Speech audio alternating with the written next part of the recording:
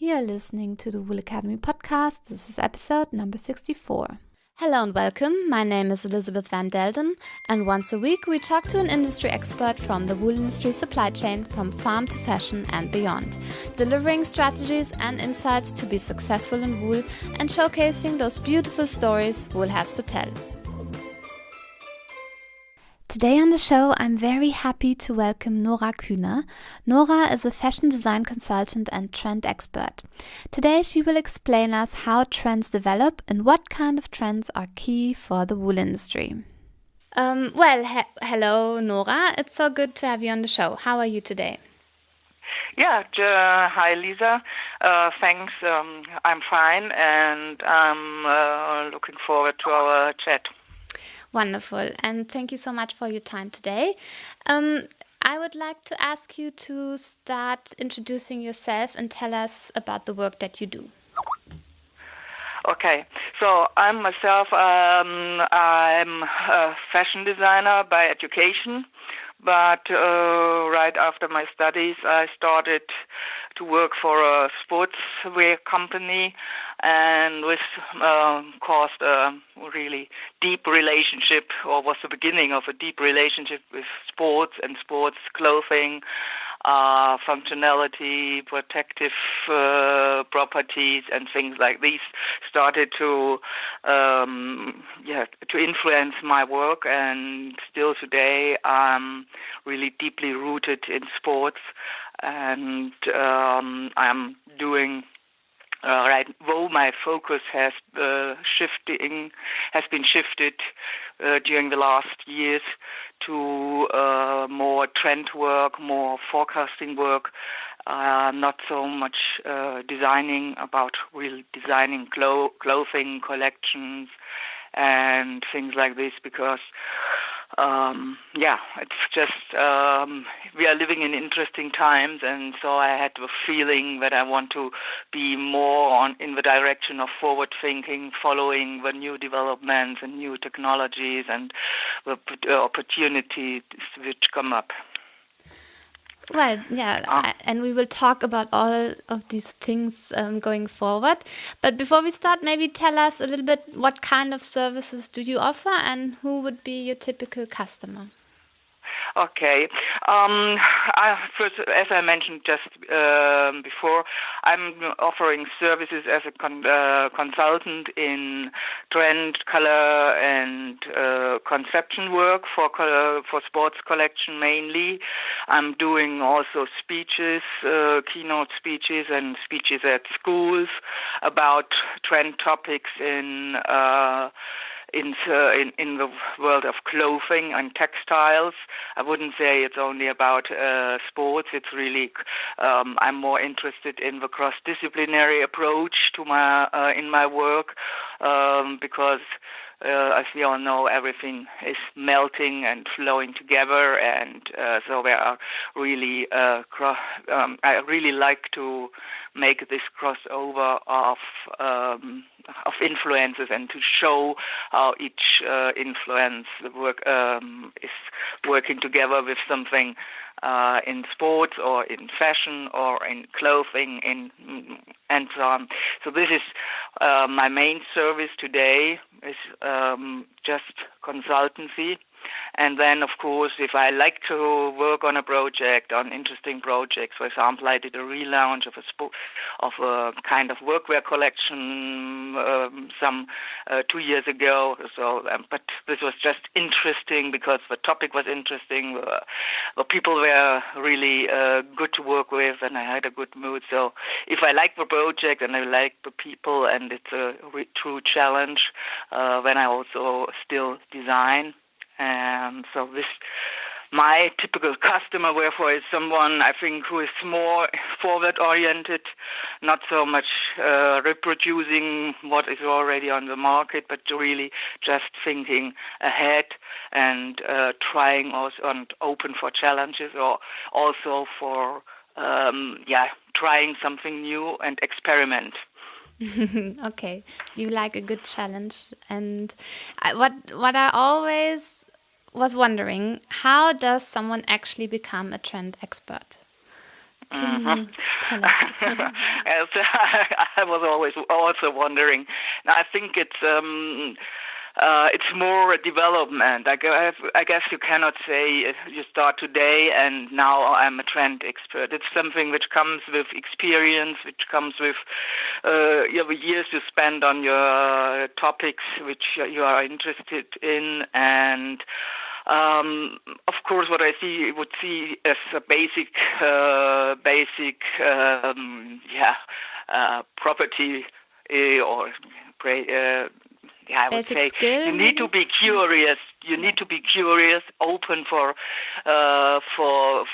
anything, because it's not specially a special thing which you can focus on. You have to be open to development in society, to politics, to, of course, what people are wearing on the streets and things like these. But you just have to be open and have an open mindset, because otherwise you won't get far with your predictions. Well, I'm always a little bit careful about using the word prediction or trend advice. I think today it's more about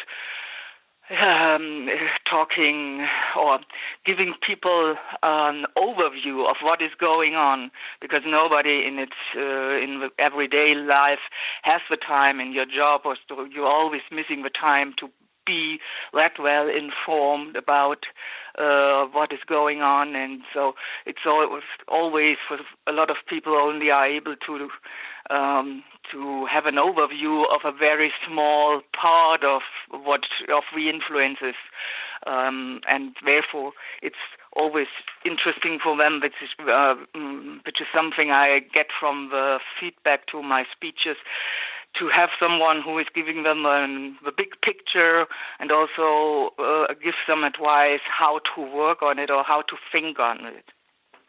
Okay, yeah, that's maybe a good way of putting it, that you give an overview of what's happening. I like that. And can you tell us, how do trends actually develop? How do trends develop? Which kind of trends do you mean? The trend for the next hot thing in clothing or in fashion or in sports, or the more basic trend which is behind the story or behind the clothing which is appearing? I think this is something we have to make a difference in, because you see that talking about trends, there's the trend which is only just a thing popping up. So the next 3 months everybody is wearing a certain kind of sweater or a certain kind of bag is the ultimate a must-have. But the trends which are behind these developments, these are really something which is going on when we are in a trend. We are always in a transformation process. So this transformation process has different aspects and facets, and these facets, though they might not be visible at first glance and not so obviously seen, but it's there that we are influenced, what we like and what we do not like, or what did we prefer to what is going on in society, what is going on in culture, what is going on in politics. And of course, there are others. If a certain prominent person is wearing something or promoting something, this is also influences on the trends. But these are the more, I would say, the more, not the long-standing trends, I would call it. Okay. There's a difference for me to make in between these just coming up due to a movie, to a video, to something on YouTube, or that you see something and you like it. These are just kind of, like these trends pop up and they disappear after some months. If there's, and even today, the world is moving forward at a is at least moving at an unheard speed and changing in an unheard speed. So there are no long-term trends in predicting what is the next big thing in clothing.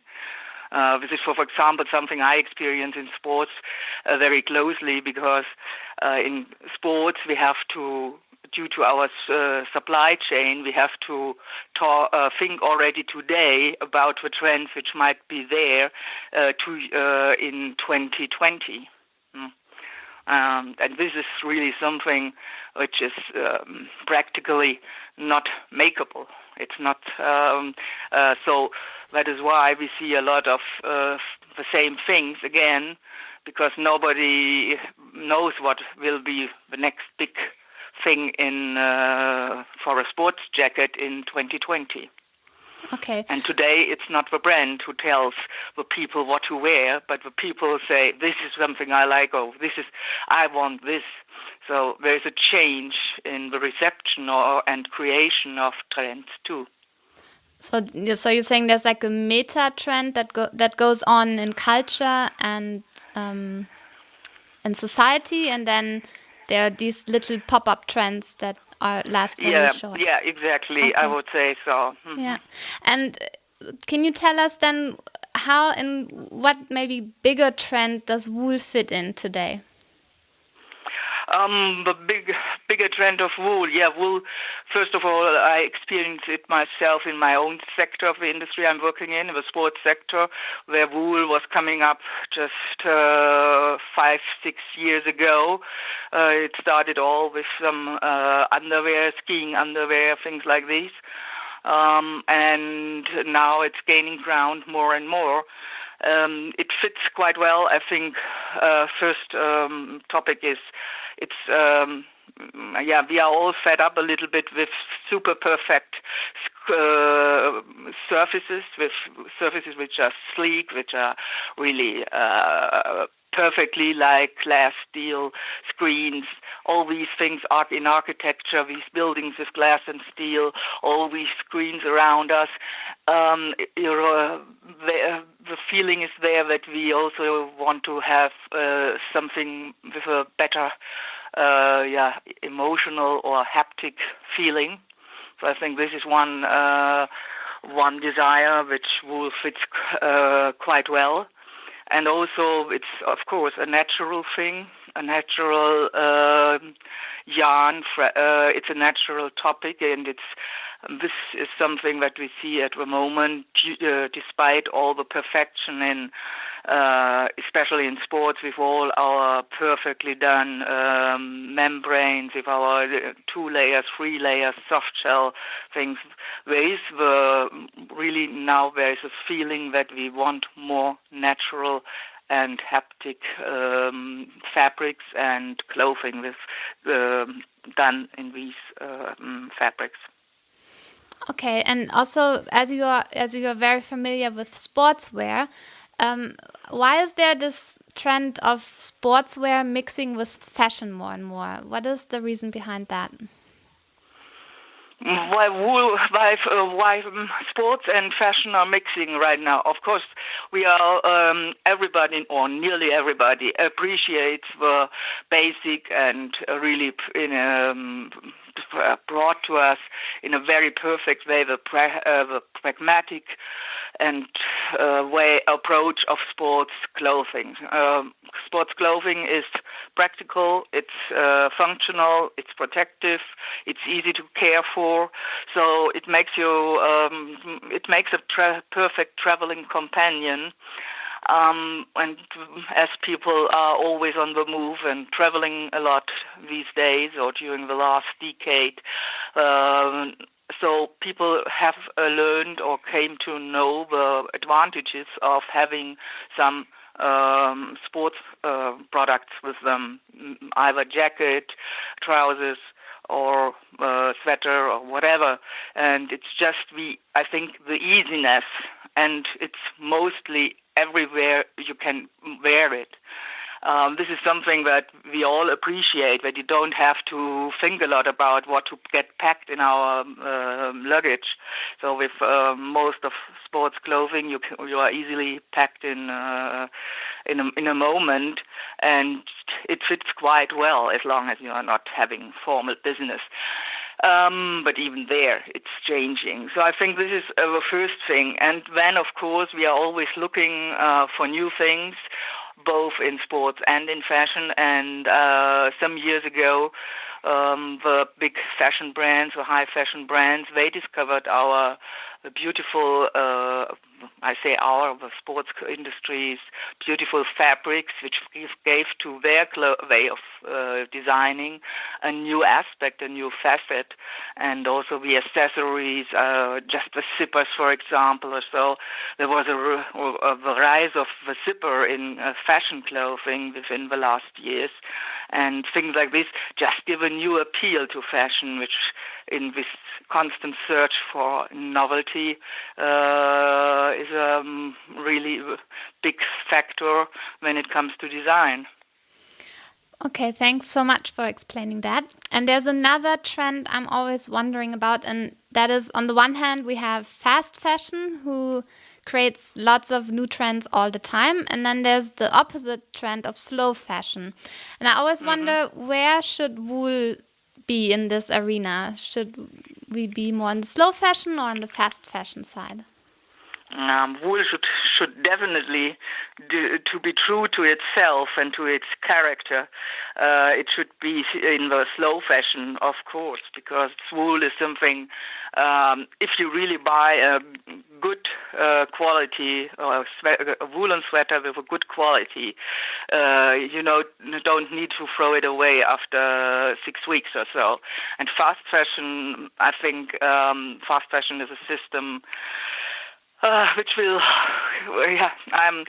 I don't think that this will last for another 20 or 30 years. It's a system which is not working well in topics of sustainability. It's damaging a lot, and it's harmful.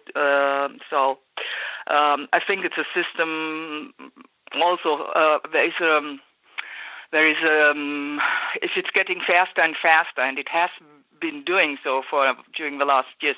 But I think there's sooner or later there will be the end of getting faster, because you cannot pass by on the right lane or the left lane. So you sooner or later this search for speeding up will come to a still stand, or might be even go back or break down. And how has the trend of sustainability changed the fashion industry? And how will it be in the future?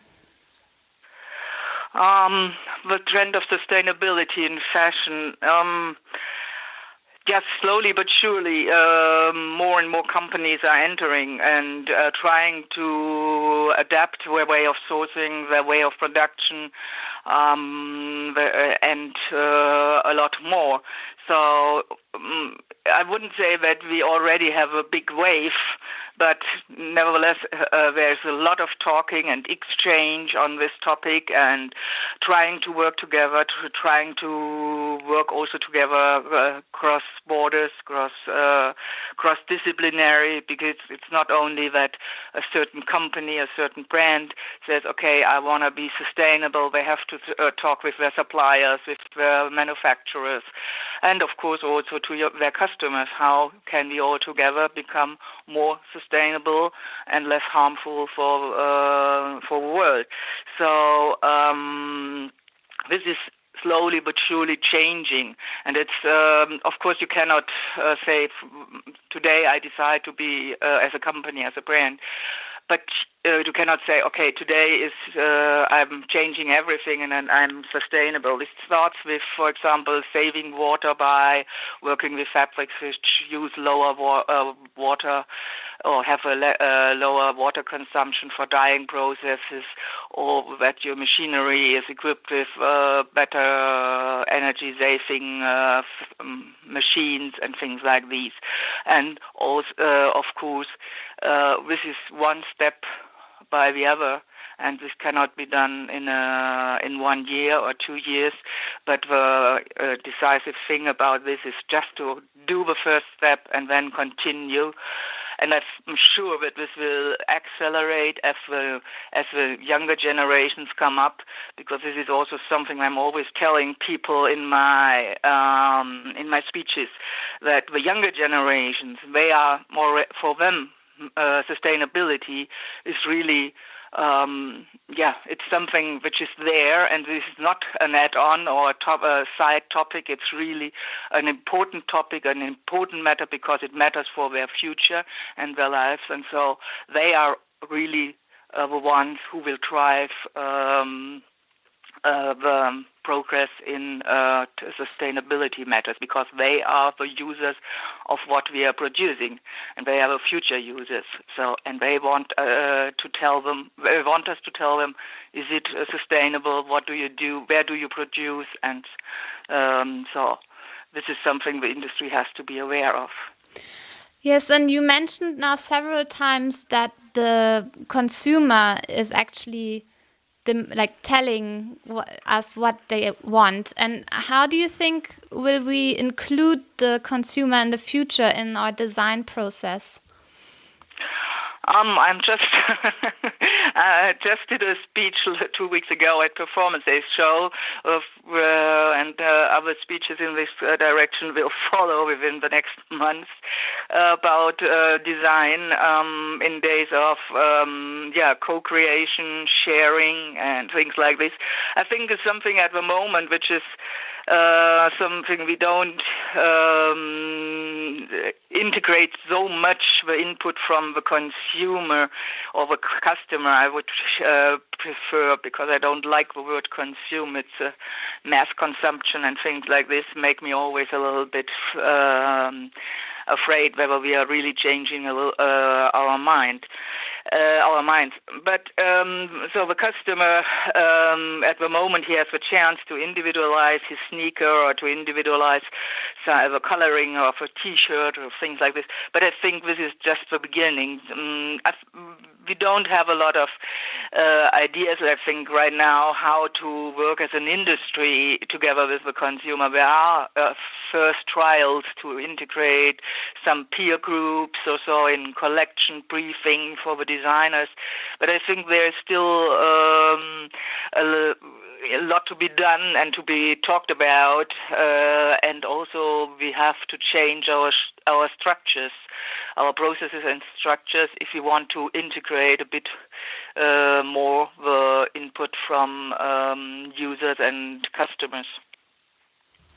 Yeah, so using social media, etc., to talk with the customer. Yeah, and also to have a direct exchange also with maybe some peer groups who speak for their community or things like this. Okay, that would It's not only just watching and observing what is going on Instagram or in other social media, but it's really to start a true exchange. Okay, that will be, interesting future. And you say a lot of companies would need to change how they work. And I found a sentence on your website where you say, in times of dematerialization, will we face less products? Could you speak a little bit about this question that you have on your website? I think that the peak that we have reached, the peak of mass consumption and mass production by this. We all see that we cannot continue in the same way as we exploit the planet tremendously. And so if we look forward, if we continue like this, the whole thing will collapse.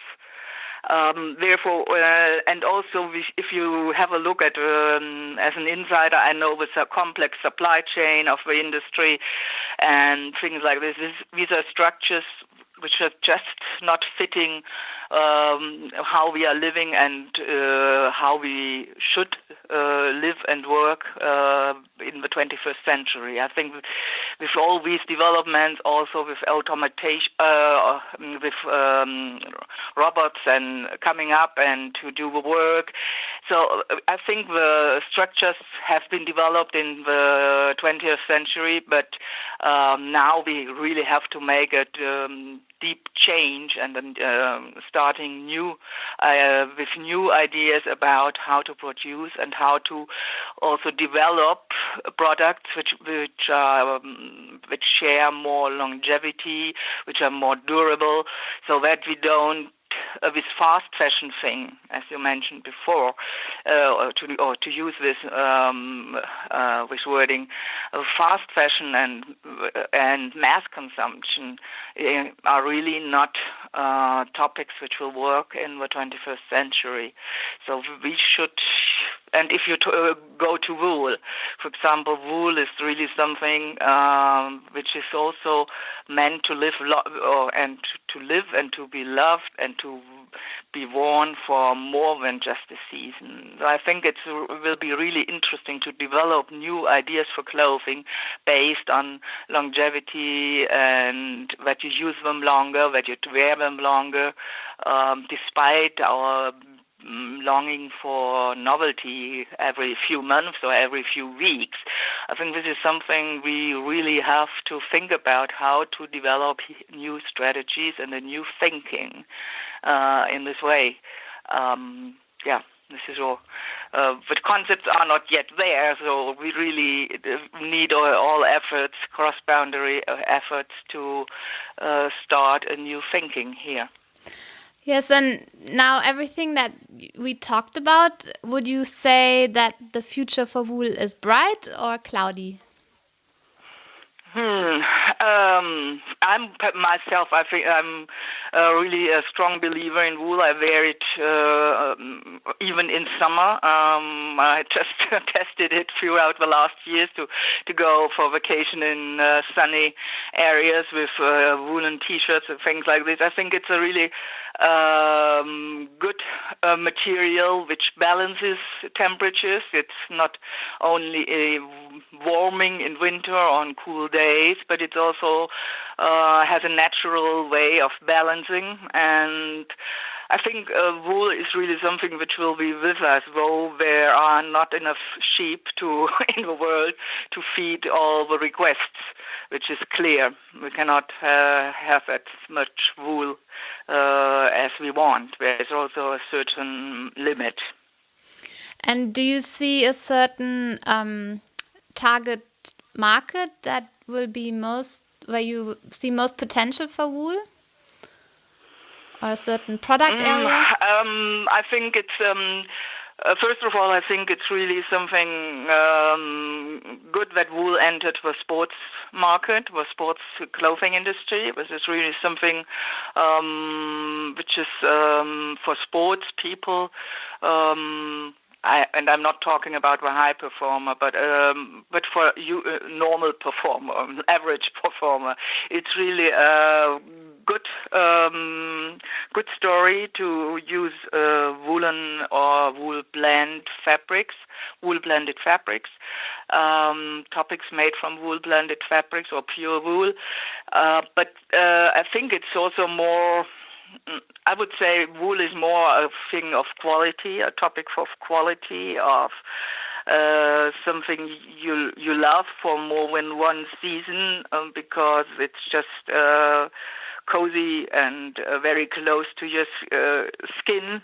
Of course, all clothing is close to our skin, but wool has this certain touch of being also cozy and smooth on the skin, mostly, for not all people, but But for most people, they feel well in wool, and of course, it's also nice to have something which you don't have to wash all the time after wearing it just for 2 or 3 days. You can just hang it out to fresh air, expose it to fresh air, and then it also feels fresh again. So I think it's really something which is a product for sustainable thinking and for more and appreciating clothing. Appreciating clothing, and I would say not seeing as something you consume, but that you have there in your as a companion for part of your lifetime. Yes, that sounds really good. And you mentioned a few times that you give speeches at conferences and fairs. If anybody wanted to see you live, when would they have the chance to see you? I will be there at ISPO in January, by end of January. Tuesday and Wednesday at ISPO, I do a speech. We'll do a speech exactly about the topic I just mentioned, design, or you also talked about design, co-creation, and other ways of how where we have to shape a new understanding of design and the capabilities of designers. And then performance days twice a year in April and November, and sometimes or now from already 10 years at outdoor show. And of course you can also hire me for an in-house speech, if you want. But these are at the moment the fairs where I will deliver speeches. Great. I will make sure to link to those fairs and on the show notes. And what is your website so people can connect with you as well? My website is Nora Kuehner, one word, no umlaut. It's Nora, my first name, and then KUEHNER.com. Perfect. Okay, so people can find you. Well, Noras, thank you so much for your time and explaining us everything about trends and how wool fits into that. I really appreciate all what you said. And I look forward to your work in the future. Yeah, thanks, Lisa. It was a pleasure talking to you and exchanging ideas and thoughts. And let's keep in touch. Thanks. Perfect. Have a nice day. Bye. Bye. What did you think about what Nora had to say about trends? I definitely learned a lot today. If you want to find out more about Nora and her work, head on over to the show notes at elisabethvandelden.com/064. Also, if you happen to be at ISPO at the end of January 2018, which takes place in Munich in Germany, you can listen to Nora speak live at the fair. Check out the ISPO program to make sure you don't miss this opportunity. If you are traveling in the next couple of weeks, make sure to download a few Wool Academy podcast episodes onto your smartphone. You can download this podcast from iTunes as well as from Stitcher. Thank you for listening. Talk to you again next week, and bye for now.